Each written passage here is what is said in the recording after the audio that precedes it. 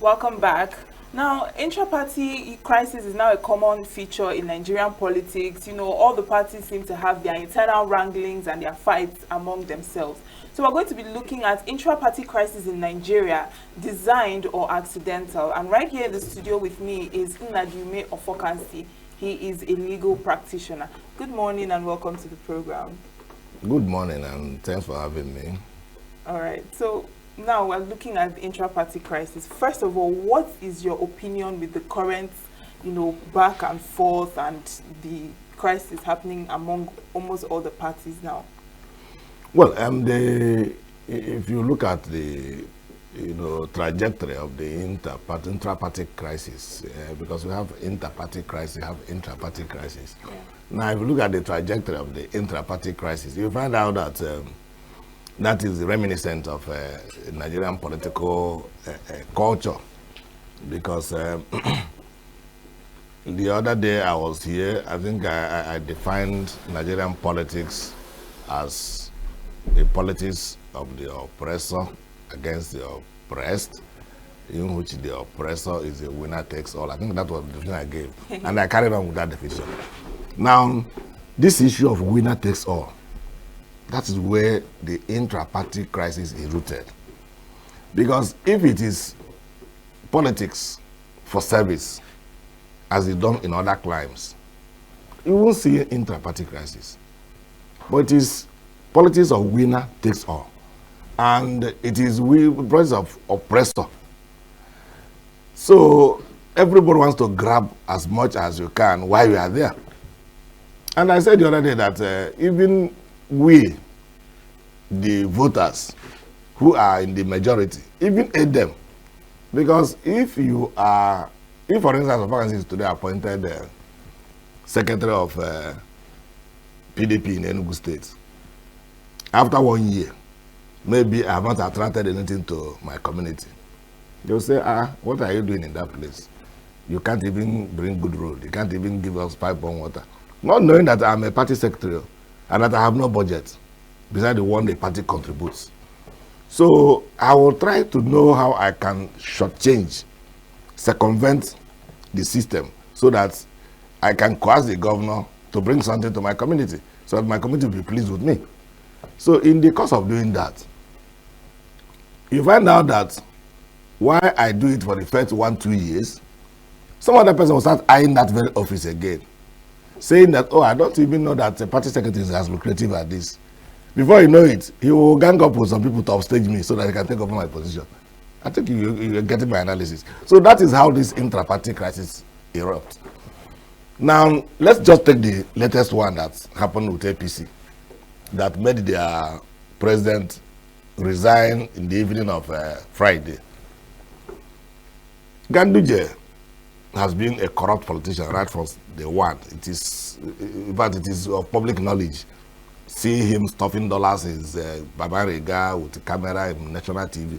So the man now, because the polity brings also corruption, and the people in the polity are corrupt, they now brought him.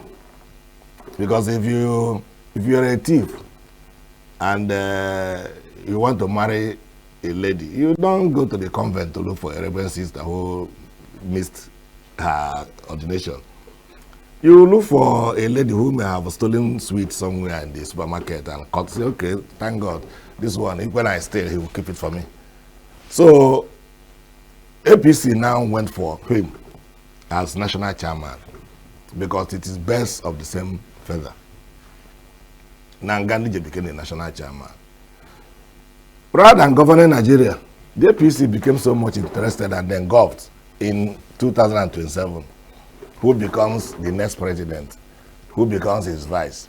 So he went to the, I think, Northeast caucus, the meeting. And they were saying that they have endorsed Tinubu for a second term. And the House of brothers asking, okay, what about Shetima? Are you endorsing Tinubu? He said, no, let us leave Shetima for another day. Then crisis erupted. Ever since then, there have been mounted pressure. Okay, you are feeling fat on Tinubu. And you also want to circumvent your own brother, who is the vice president, even though all of them are the same, best of the same father, like I said, because none of them is cleaner than the other person. So the pressure mounted on him, move away so that another person will go in. So that the pressure mounted and mounted and mounted. He resigned the evening of Friday last week. I think that was Friday was 29th or so, or thereabout. As we had, before you know it, it even flooded all the internet space. It was the same struggle that bred that one. Now look at the issue of Labour Party, where I can authoritatively say I belong or I belonged. Abure tried a lot to wipe the party into success in 2023 election because it was a very huge success. But he has actually destroyed the house he built because he still wants to sit on top of that very oligarchy to collect as much for his pocket, not for us that he actually worked for. That is why people now said, no, gentleman, you have done a good job. Let us clap for you and then step aside so another person can take over. Because it is after this, the other person. It is democracy. He refused. Before you know it, he went to Nnewi, organized a convention, and reproduced himself as national chairman, and continued going to court. You know our judiciary and their antecedents. Well, surprisingly, when he got to the Supreme Court said otherwise, and told him it's an internal affair of the party. If the party says you should go, you should go. But looking at the way this crisis has been going, almost every party, PDP, Labour Party, APC, NNPP, all of them have these rival factions. Yeah. Now, would you say it's a coincidence that all these major parties are fighting among themselves, or is it just the way the Nigeria's political system is set up? No, it is where the Nigerian political system is shaped. And I said it as my commencement of this my intro. If we copied the presidential system from the United States of America. Now, how many times have you heard, because the whole world is now in one village. Whatever happens in America, the next minute you hear it here through your phone. How many times have you heard that the Democratic Party in the United States is fighting over the chairmanship of the party? Do you even know who is the chairman of the Democratic Party in the United States? Do you even know who is the secretary of the party? You don't even know these things because their duties are streamlined and they follow the constitution that created them. A friend of mine went to monitor American election during, I think that was, I think it was during the election that produced Trump a second time now. And I asked him, you were a press man, you were in the United States to follow the international to monitor the election. He said, yes. Did you see where people were voting? He said, yes. That sometimes you'll be driving along, you come to a mall, you see a polling booth there. Somebody will park, you just move in there, park, vote. There are some places where you see, like a village setting, people stay in groups and vote. I said, how many policemen did you see? He said, no, there was no policeman there. How many electoral officers did you see? There was no electoral officer. You don't even see any election, there no INEC. So you just come cast your vote and go, and their vote counts. Now, it is the political culture they have developed for themselves. We have not developed that kind of political culture for ourselves. And that is why we're having this. So it is universal in all the political parties, as far as there's something to be gotten from there. Why not ask yourself, why the small crayfish parties that have nobody in the National Assembly, that have nobody in the State House of Assembly, that has no governor, why are they not fighting? If it is something that is universal in Nigeria. They are not fighting because they have nothing to get. They are nothing going into their pocket. So that's why they are not fighting. But those ones who are getting something, they are fighting because of what they are getting. So that's why it is universal. That's why it transcends all the major political parties. It is not about us, it is about them. All right, but you just gave an example of how elections are being done, abroad as opposed to here in Nigeria. Yeah. Now, why is it that our own people here cannot cultivate that culture of, having a more organized political system as opposed to what we are facing now? Well, it is still the same thing I said earlier. Why we cannot have it is because we, the electorate, are encouraging kleptocracy. We're encouraging criminality in politics. If you if I am elected today as the senator representing Enugu West Senatorial Zone, I concentrate on my salary and I work for my people, whatever comes through their constituency projects. I don't think many people will be interested. And if I am a senator and I go to that Senate when there's a need for me to go there, that is, I am a lawyer. I practice my law. If they say senators are sitting next week, Wednesday and Thursday, I go there and sit. After sitting, I get my alert for my sitting allowance. Nobody will struggle to be a senator because there's nothing much there apart from your salary. But because of the fact that I have now been given a house in Asorok and Aso Villa, that this is the senator's quarters, it is monetized in my name, and I'm given constituency allowance. Go and work for your people. They dump money into my account. And then, if there is anything president wants to be voted for in the Senate, excuse me, if there is anything president wants to be voted for in the Senate, they give me money, Ghana must go. That is where, that is why it is happening that way. It is because we are being trained towards stealing as politicians. That is why it is like that. If you are trained to work for the people, it won't be like that. In that place where you are talking about why it's not happening there, it's because they are trained to work for their people. I gave you a instance when I was here. Clinton left office as a president, dusted his wig and gown to go back and practice law, which he is a lawyer. The American Bar Association said no because he lied on that oath when he had Monica Lewinsky crisis. He now left the wig and gown, took his chalk, and went to Harvard Law School as a teacher. Obama left the office as a president, went back to the NGO he's running with a wife. In fact, the daughter, Malia, is richer than the father because the daughter is into show business. She has even a private jet, which the father doesn't have as a former president. But in Nigeria here, tell me how many councillors, after being councillor, is still a poor person. Councillor, I'm talking about councillor. Once you finish as a councillor, you're a rich man already. Because he must have stolen enough. That is why it is not happening there. And that's why it is happening here. Because we steal here, they don't stay there. And in that place, if you steal, you go to jail. In China, for instance, if you steal public funds, you'll be executed. In America, you go for life jail. But in Nigeria here, if you steal public funds, they will give you a chieftaincy title. The Igbo will give you an award. And when we are walking in the street, everybody will be hailing you, and you will be going with the convoy. Convoy from what source? How much was your salary that made you take that convoy? All right, but what would you say is the role of, the judiciary and the court in this? Because it seems as if court orders now, decide who leads in the parties or the fate of the parties or the final, when they have their issues, they take it to the courts at the end of the day. So what would you say the courts has to play in this? Our judiciary has their own. You don't have the judiciary that will be a saint when everybody in the society is a criminal. The society produces its own judiciary. Society produces its own police. And the police they will produce in society will correspond with the behavior of the society. So there's nothing different. The judiciary is the same thing.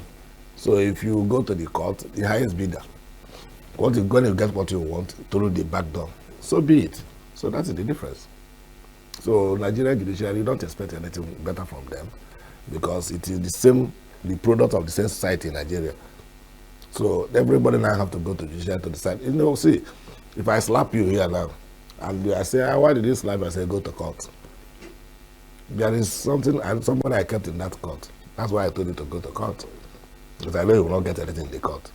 Or I tell you, go and report me to the police. Maybe I have the whole police in my hands. So if anybody knows that he's flouting the rules of his own party, and they will tell you, go to court, there is something he's looking for in that court. Either that his brother is there, his friend is there, or he knows somebody who is there. And the court is manned by human beings. Court is not manned by God. It's not manned by angels. It's manned by human beings. Those judges are human beings. And they come from a society. They come from a village. They come from a ward. They come from a family. They have a father. They have a name. So you don't expect the judge to be a saint when all of us here are criminals. No.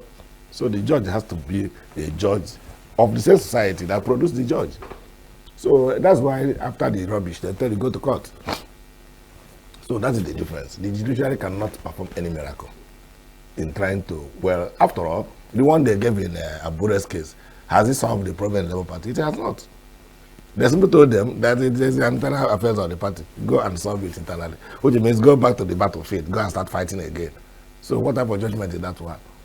So even though they said that Abure's term has expired at the at the time of so and so, but then, nonetheless, it is still the internal affairs of the party. The court cannot pronounce on it.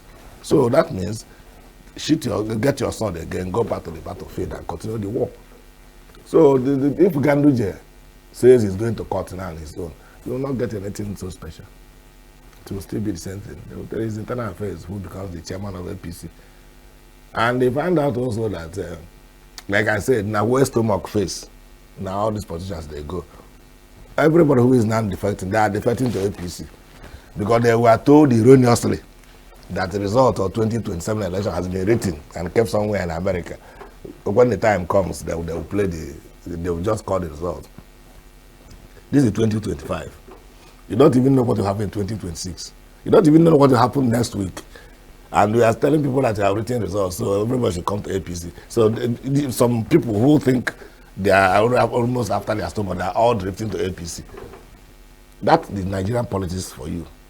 All right, and speaking of this defection now, some people have the opinion that there are external puppeteers, people luring their members, particularly in PDP, luring their members to defect to other parties like APC. So what would you say to that? Like Wike has not come up to say he's a member of APC, but he's more powerful in APC than even the president, who is an APC candidate. So wherever Wike goes, his supporters will follow him to that place. That is basic.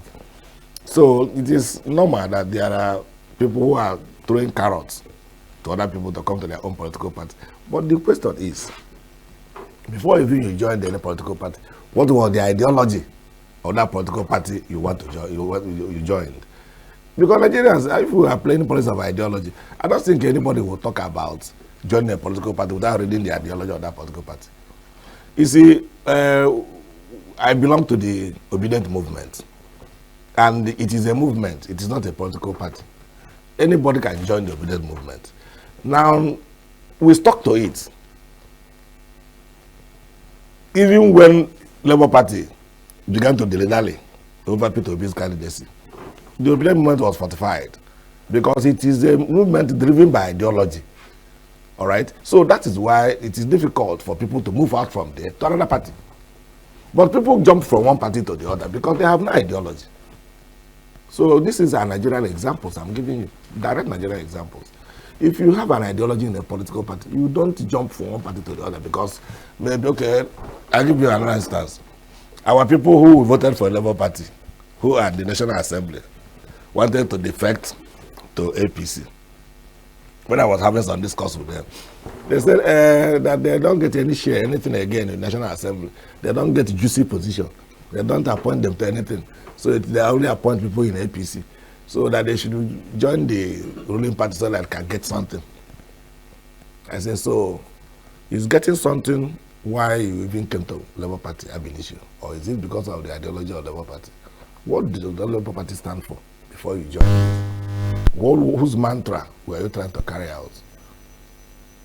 They could not answer that question because their interest, that is the my peak view, their interest was what appointment will be given to them in National Assembly, not what they will get for you. But they will always ratify it by saying when they get appointment, it will trickle down to you. But you will not ask yourself how many of them have trickled down to us since they got that appointment. So this is a facade. So what I do believe is that one day, the Igbo man says, now they are digging, one day, things must change. This kind of shenanigan that we are playing in Nigeria cannot continue forever. We can't just cast our vote and our neck from nowhere give us a different candidate and we'll keep quiet. It will not happen again. All right, but I'll just very quickly, what about this issue of godfatherism in parties? Now, do you think it's also one of the major reasons why intra-party crisis seems to be, a lot more now? Yeah, it is. You got it correct. You see, godfatherism, even though we are trying to play it down in some places, but some places where it still exists, like in River State, it is tearing River State apart, godfatherism. In Lagos State, it is a state capture. In Lagos on a state capture. I will give you an instance. An Oba in Lagos, just about, I think that was last week. I think they are trying to run local government election, and they were campaigning. And Peter has to go to Lagos to help Labour Party people campaign for local government seats. So people, some traditional chiefs who went to the rally to hear Peter Obi speak, the Oba dismissed them summarily and stripped them of their chieftaincy, because why should they attend? This is Nigeria you're talking about. Why should they attend the rally when Peter Obi came? You see, sometimes things happen here are laughable. During the 2023 election, when Governor Sanwo-Olu was being voted for a second term, you saw Agboros carrying gun in the night, a gong in the night, again. If you don't want to, we are talking to Nnadiume, if you don't want to vote for APC, don't come out at all tomorrow to vote. In the night, and in the morning, they carried it out. They came with machetes, they came with guns, they came with every weapon, threatening people, if you are not voting, stay in your house, otherwise we'll kill you. Nigeria, and that's democracy. But in Burkina Faso, where there was a military coup, no single soul was lost. So which one is now even better? We even think that military coup sometimes could be better than Nigerian democracy. Because if you can organize a military coup in Burkina Faso, no life will be lost. And Nigeria will organize an election, and 1,000 people will die. So where do we go from there? So godfatherism. And that same godfatherism is what is tearing Benue State apart. That's also what is tearing part of Nasarawa State apart. Because in Benue, I think it's yes, Benue, they elected the Reverend Father Alia a second time. It was Father Dasu some time ago who became their governor. They're always lucky to have Reverend Fathers. But the Reverend Fathers go away disappointing people, because they are supposed to be beacons of example. Now people are dying in droves in Benue. Fulanis are taking over their communities. And we ask Alia that I want to go and visit the IDP camp. That's the internally displaced persons, where they are staying. He said, don't go unless you get my clearance. Somebody want to go and donate his personal money, not your money, to IDP camp, and they will stop him from going. Reason, because Tinubu told you that the man, people becoming there, will do what? Will make people tilt towards him. You can see the mentality of that. That's godfatherism. Yes. That is tearing River State apart. Today, we don't have a government in River State. While other states are in democracy, River State in the military dictatorship. In Lagos, it is a state capture. Sanwo-Olu simply carries out instructions dished out from Abuja. He has no powers of his own as a governor. So tell me, so godfatherism is a problem. And until it is conquered, like I think Enugu tried to conquer their own because the governor bought his way through. So whoever says he will just pay the person and go by the side. So it's I think it's better. If you want to contest governor and the governor say you should pay him off and let him go so that you can run the administration the way you like. I think I like the Enugu boy style. So yeah, you pay off everybody and be independent minded. So we say Peter Barr is treating to you. If he respects you, then he want to respect you because of what you are, not because you are going to dictate for him. If you say you must see Peter Barr, you go to his office, don't like this official something you see here. They'll put on the television, you talk to him through the television, after that you go. So that is better even. So if you have money, if the former government is selling his ticket, buy it and then so be it, and leave the whole thing for the man. Let the man run their affairs. We'll have to end the conversation here. Thank you so much, Nnadiume Awforkansi. It's a pleasure speaking with you. Thank you for having me this morning. Okay. Thank you. Don't go anywhere. Our conversation continues in a moment. See Nature TV. News in your pocket.